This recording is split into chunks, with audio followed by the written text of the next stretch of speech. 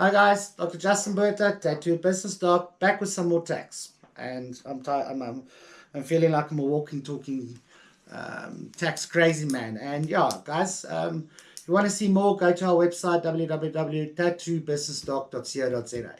I'll tell you again, www.tattoobusinessdoc.co.za. Everything's loaded there. You can go and podcast it. You can go, I don't know if the TikTok is going, Facebook, LinkedIn, wherever. I mean, there's so many social platforms. The days when I grew up, all we had was Mixer. So, and it was quite funny. I said to someone, do you actually know when you own a GWM, it actually, in my day, when social platforms started, it meant gay white man. If you saw that in someone's profile that it said GWM, it was gay white man. So, but I wasn't, that joke wasn't much appreciated, but yeah, welcome to life. Right, taxations. There's two taxations people have got to be very, very aware of. It's transfer pricing. Okay, that's when you've got international companies with international brands, local offices, those kind of things, Coca-Cola, Apple, whoever. Okay, there's a lot of international brands which got local offices. They normally register a local company, and their trademarks, and there's also the things, copyrights, trademarks, and product names, and McDonald's. I mean, McDonald's is world known.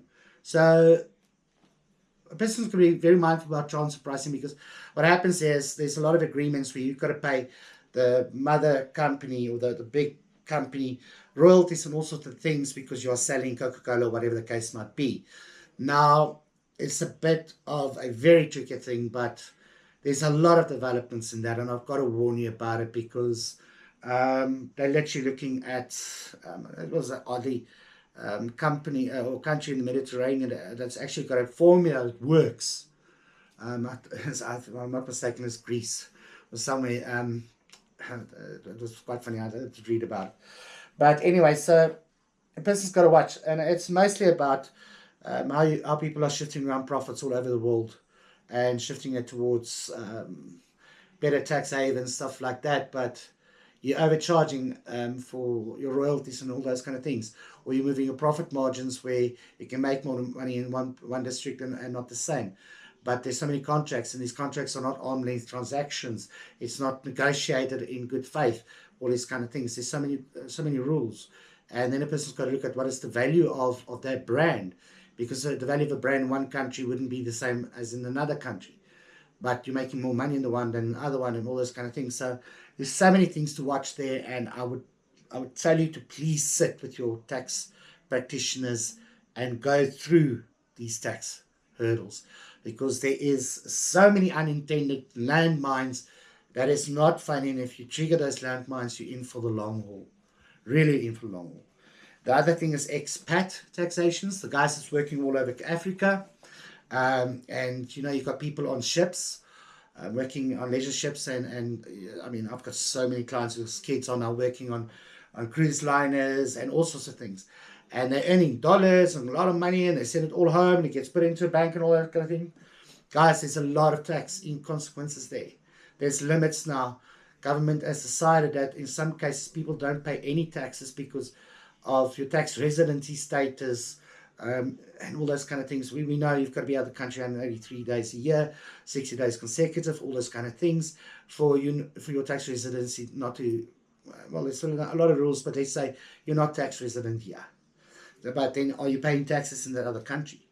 So expat now puts a limit, I think it's R1 million in place. Anything above that, you'll be paying taxes in South Africa in terms of the amount above R1 million. If you are resident in South Africa, so this is where things change. If your primary residence is here, if your family is here and you live here, your wife, your kids and everything else lives here, you live here. You're just working there. Be mindful. Be mindful. Speak to your tax practitioners. Make sure you are out the country for the allotted number of days and all those kind of things. So else you are going to trigger your tax problems. Okay, somewhere you're going to pay tax. Let's just be real about this. No matter if you look at expat tax, transfer pricing, income tax, VAT, pay-as-you-earn, whatever, capital gains taxes, estate duties, everything else, you're going to pay tax.